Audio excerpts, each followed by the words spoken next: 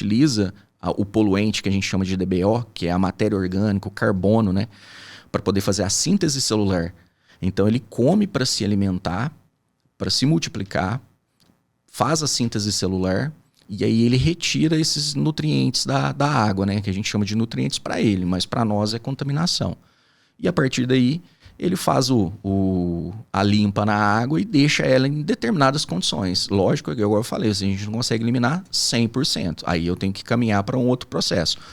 Mas eu tenho estações de tratamento de efluente aí que chega a 97% de eficiência de tratamento. Que da hora. Entra uma água preta ou então branca demais, porque vai depender muito do processo, e depois ela acaba saindo aí praticamente transparente.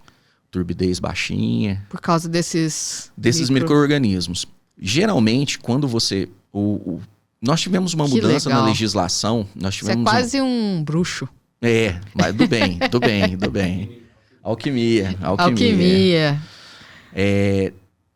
A legislação mudou recentemente. Eu acho que uns 2, 3 anos, eu não me recordo quando foi a alteração. A eficiência mínima era 85%. Aí eles mudaram a legislação, falou que agora a eficiência mínima média anual é 90%. Então eu tenho que ter uma média de 90%. Se eu faço 4 análises, eu posso até ter duas de 85%, mas eu vou ter 2 de 95%. Esse 5% de aumento na qualidade da água fez com que muitos dos clientes meus, e eu acredito que de outros profissionais, tivessem que investir 300, 400 mil reais para poder conseguir subir esses 5% na eficiência de tratamento. Porque é muito difícil. Você projeta uma estação de tratamento, você sempre projeta com uma certa folga para que você tenha um aumento produtivo durante um período ou uma carga excessiva de sujeira que vem. Mas 5% de aumento na qualidade de um efluente final é muito. Então, assim, um investimento que o empresário, né, tem que ter, que a indústria teve que ter para poder fazer essas adequações, foi pesada. E essas lagoas que fazem é contato direto com a terra? Não. Eu posso ter. Só que para isso eu preciso fazer uma compactação a nível de impermeabilização zero. Ixi. Aí eu tenho que fazer análise, né, na parte civil. Você vai saber mais que eu. Uhum. Você tem que fazer compactação, depois você tem que fazer a sondagem ali para comprovar que você tem uma permeabilização mínima. Aí hoje o pessoal utiliza muito aquelas geomembranas. Quando você passa assim naquelas lavouras, a mesma que o pessoal utiliza para irrigação. Faz aqueles tanques, né, de contenção de água para depois fazer a irrigação. Você faz a impermeabilização com aquela lona, tem uma vida útil mínima de 20 anos, PEAD, né, polietileno de alta densidade. E aquilo ali tem uma durabilidade muito grande. Então o pessoal opta por fazer aquilo. Igual nós começamos, eu falei assim, que vai depender, você perguntou sobre os tipos de tratamento, entra muito nesse mérito. Os tratamentos, geralmente, quando a gente fala, eu tenho espaço. Eu vou construir 3 lagoas imensas daquela lá impermeabilizado com lona para fazer o tratamento anaeróbio. Qual que é o custo que você tem? Nenhum. Só colocar ela ali, deixar a água passar por ela, ali vai ter o trabalho normal. É igual o rio. Você joga o efluente bruto no rio, depois, passado um determinados quilômetros abaixo do rio, tem a depuração própria do rio. Uhum. E ali você potencializa isso dentro das lagoas. Os próprios micro-organismos que se formam ali dentro vão fazer a depuração dessa matéria orgânica, desses químicos, só que aí eu demando de áreas muito grandes para eu poder ter um tempo de detenção hidráulica mínimo, porque eu preciso ter 45 dias de retenção de água em cada lagoa.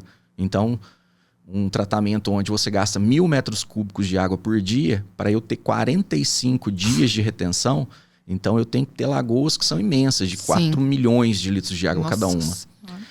Beleza, vamos diminuir. Eu venho para os sistemas aerados, que é o sistema de lagoa, porém com aeradores lá dentro. São mecanismos, né, sistemas mecânicos que colocam oxigênio lá dentro. Esses tratamentos, eles são de implementação um pouco mais caro, porque eu preciso comprar esses equipamentos que colocam o ar lá dentro, e depois eu vou ter o custo operacional de energia, que isso vai ter que ficar ligado 24 horas para poder dar a demanda de oxigênio que eu preciso para essas bactérias. Nesse processo, eu diminuo um pouco a área, porque esses micro-organismos eles são mais eficientes no tratamento. Eu consigo ter ele misturado no meio, porque esse aerador joga ar, mas ele mistura aquele caldo. Então, os micro-organismos ficam suspensos na água. Aí eu consigo ter mais contato desses micro-organismos com a água e eu consigo tratar melhor o efluente. Então, eu diminuo a área, mas eu encareço tanto o meu custo operacional, tanto o OPEX quanto o CAPEX, né? Então, não tem jeito. Todos os dois eu deixo um pouco mais caro. Quando eu não tenho área nenhuma, vamos trabalhar no físico-químico. Físico-químico é o mesmo processo da ETA. Controlo o pH, jogo os coagulantes e os floculantes, só que o custo operacional disso é muito caro. Um equipamento é caro e depois você tem o custo mensal diário de produto químico que você tem que jogar. Aqueles sólidos que eu retiro, né, que vão sair junto com o processo físico-químico, eu tenho que pagar para dispor em algum lugar, porque eu não posso simplesmente jogar em qualquer lugar na natureza. Então, às vezes, eu tenho que pagar um aterro para poder dispor esse material. E aí o custo operacional fica altíssimo. Então, essa é a nossa diferença. Então, quanto menos espaço eu tenho, maior o meu custo de tratamento. Então, se eu tenho espaço, vamos caminhar para uma lagoa anaeróbia. Se eu tenho menos espaço, aeróbia. Se eu tenho menos espaço ainda, só físico-químico. E tem lugares onde eu preciso ter os três. Meu Deus! Uma indústria, por exemplo, açucareira, sucroalcooleira. Eu preciso de um tratamento mais específico, porque ali eu tenho uma DBO muito alta, então eu preciso de vários tratamentos para eu poder conseguir. Na indústria de suco, né, de laranja, porque o suco ele é muito ácido, então eu já tenho que ter um tratamento químico, só que eu não consigo tirar toda a matéria orgânica que é gerada ali, então eu tenho que caminhar para um biológico. O físico-químico, ele é muito voltado para o tratamento da retirada de sólidos, né? Eu tiro matéria orgânica, mas eu tiro mais sólidos. Tanto que a água, depois que ela passa pelo físico-químico, ela é transparente. Você fala assim, essa água está limpa. Mas o que é solúvel, que é a matéria orgânica, eu não consigo. Quem que vai ter uma boa eficiência? O que é biológico, né? O microbiológico consegue consumir essa matéria orgânica que está solúvel na água. Então, aí eu trabalho já com físico-químico mais um microbiológico. Nossa! E assim, esse microbiológico, você sabe da onde veio essa ideia? Porque... assim, ó, desde quando os sistemas de tratamento, né, de água eles foram implantados, porque o sistema de tratamento de água ele foi implantado, né, de coleta e tratamento, ele não foi feito para a saúde pública, né? Primeiro, né, que foram as redes de esgoto de Paris, né, foram os primeiros sistemas de coleta de água, foi para retirar o mau cheiro. Que a única coisa que incomodava naquele período era o mau cheiro do efluente correndo a céu aberto. Então, quando eles fizeram esse primeiro sistema, eles fizeram apenas um sistema de condução desse efluente, né? Que até então... Só tirava de lá. Só tirava de lá, colocou dentro fez aquelas tubulações, as galerias e destinou para um ponto. Teve uma matéria que eu tive na faculdade, eu não vou lembrar o nome, acho que era saneamento mesmo. E tem países que não têm, né, o tratamento de esgoto. E, tipo, países tops, assim, tipo Dubai, por exemplo. Não sei como é hoje em dia mais. Mas, tipo, hotéis chiquérrimos, né? Mas que todo o esgoto ia, tipo, pra uma caçamba, né? Bem vedada. Um caminhão vinha todo dia, pegava esse esgoto, trocava a caixa e sei lá onde que ele joga aquilo lá. Aqui eu vou falar assim que aqui em Paraíso, vou falar o nome eu vou contar o milagre, mas não vou contar o santo, né? Aqui em Paraíso, no passado, nós tivemos uma indústria que teve um problema muito sério com o tratamento de efluente.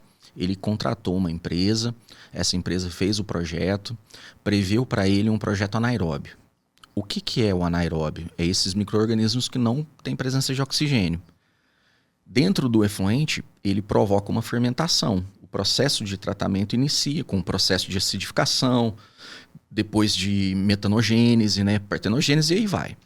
Ele instalou essa lagoa anaeróbia, E a anagon anaeróbia, ela tem um odor característico dela, que é em função da fermentação que ocorre, gera gases. É tipo, não sei se é tipo a vaca preta, quando a gente coloca Coca-Cola no sorvete. Fica fazendo aquelas bolinhas. Só que o cheiro não é tão agradável quanto uma vaca preta, né? Mas é basicamente a mesma coisa. É desse jeito que a gente não esquece as coisas. A gente tem que assimilar, eu olhei né? aquilo lá uma vez, eu assim, vaca preta. O que acontece? Ela no sistema anaeróbio, as bactérias elas ficam no fundo da represa. Elas se acomodam ali dentro, ela cria essa colônia de bactérias e ela fica presa ali.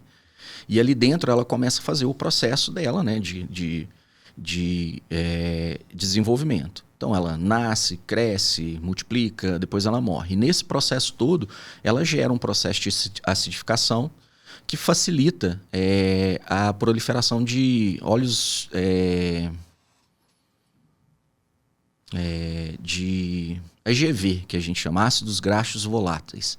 Esses ácidos, eles emitem, né, alguns gases, e esses gases vêm para o meio e causam esse mau cheiro. Em algumas situações insuportáveis. E foi o que aconteceu com essa indústria.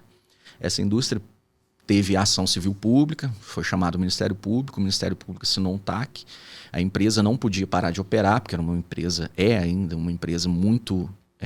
mas não é por problema da empresa, mas foi o projeto que foi fornecido a eles que não foi tão adequado. Eles tinham que recolher a água toda da produção e mandar para uma estação de tratamento fora do município. E isso ele fez durante um período. Pensa para você ver, ele consumia mais ou menos uma média de 110 a 120 mil litros de água por dia. Cada caminhão, né, carreta, na média de 26 mil. Então eram 3 carretas por dia que ele tinha que pagar todos os dias até conseguir fazer um sistema novo para poder tratar essa água. Então, assim, a escolha do processo está muito direcionada a isso. Que tipo de qualidade que você quer, a localidade onde você está. As indústrias que estão dentro da cidade, elas estão bem prejudicadas, porque hoje todo mundo é vizinho, todo mundo tem o telefone do patrão, liga ali para falar, tá cheirando hoje muito. Então, assim, hoje em dia, aí entra os sistemas aeróbios, porque a emanação de cheiro é mínimo para onde você tem a presença do oxigênio, porque você já oxida esses gases, você já elimina a proliferação desse tipo de odor que é muito característico aí de um sistema anaeróbio. Só que é assim, se você tiver problema com ele também, você também está com aquele problema de mau cheiro. Se a oxigenação não tiver suficiente, você também tem problema de mau cheiro. Então você tem que manter muito bem o seu sistema, manutenção, para que você tenha aí uma qualidade desse tratamento que não vai te dar dor de cabeça. E às vezes o desafio também é não ter essas informações, né?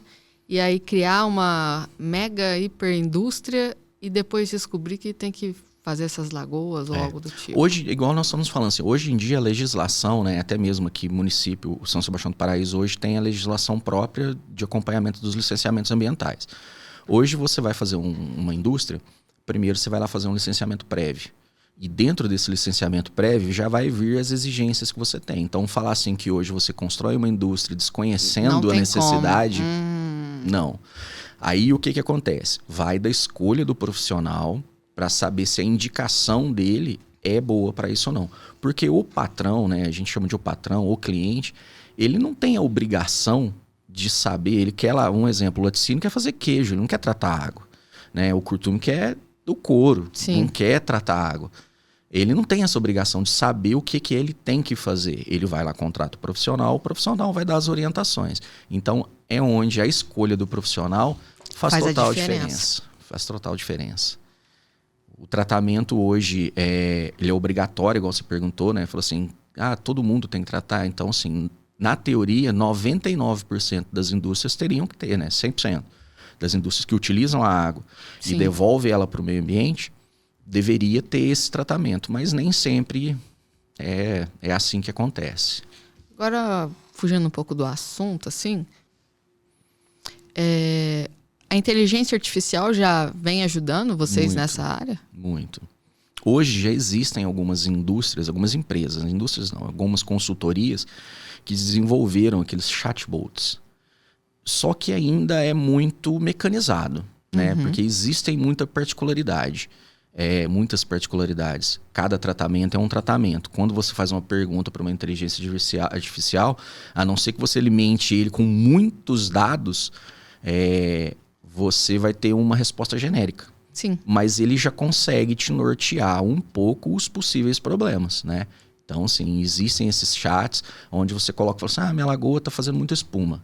Aí ele vai te devolver lá, pode ser bulking filamentoso, pode ser bulking viscoso, pode ser crescimento disperso, pode ser filamentosas. Então, assim, ele vai te dar uma gama de opção e você vai correr atrás do que pode ser. Então, te ajuda. Te ajuda a dar uma direção. Mas se você não entender do assunto, não vai adiantar nada. E outra coisa, você precisa alimentar essa inteligência artificial, né? Ela tem que ser responsiva. Então, por exemplo, é aquela que você vai alimentando ela com algumas informações para ela te dar uma coisa mais específica. Porque se você hoje entrar no ChatGPT, Meta, quando você entra ali e faz qualquer tipo de pergunta, vem uma coisa muito genérica, porque ele vai pensando algumas coisas. Você joga uma pergunta solta, ele te dá várias respostas. Várias respostas. E erra, viu? Eu já fiz teste já. Falei assim, não, vou facilitar a minha vida. Vamos para inteligência artificial. Tô jogando contra mim aqui agora. Aí fiz o teste, ele erra. Ele erra. Então... E se você não consegue usar... Como é que fala? Você tem que saber usar, né? Porque eu vejo que muitas pessoas não sabem usar e... O meu cérebro já consegue ver se a pessoa usou ou não usou. Eu não sei explicar, mas tem... Você já tem essa sensibilidade para isso. Essa sensibilidade, porque eu peguei o jeito como o chat responde, né? Vamos falar do ChatGPT. Quando ele responde, ou as palavras-chave que ele usa e tudo mais, e como ele desenvolve o assunto, porque ele repete muito, né? E tem pessoas que só copia e cola, aí você fala... Isso aqui foi o chat. Eles vão te contratar na faculdade para poder revisar artigo científico, porque ultimamente, hoje feio. Eu gosto de ter amigos. Porque aí você vai perder todos. Mas na faculdade, quando eu formei, já tinha, mas, tipo, não era muito conhecido. Não tinha tanta Então, teve umas pessoas que foram se empolgando demais. E aí tudo é GPT. Aí ficou um negócio bem bizarro, assim. Fica. E assim, é igual eu falo, a inteligência artificial tá vindo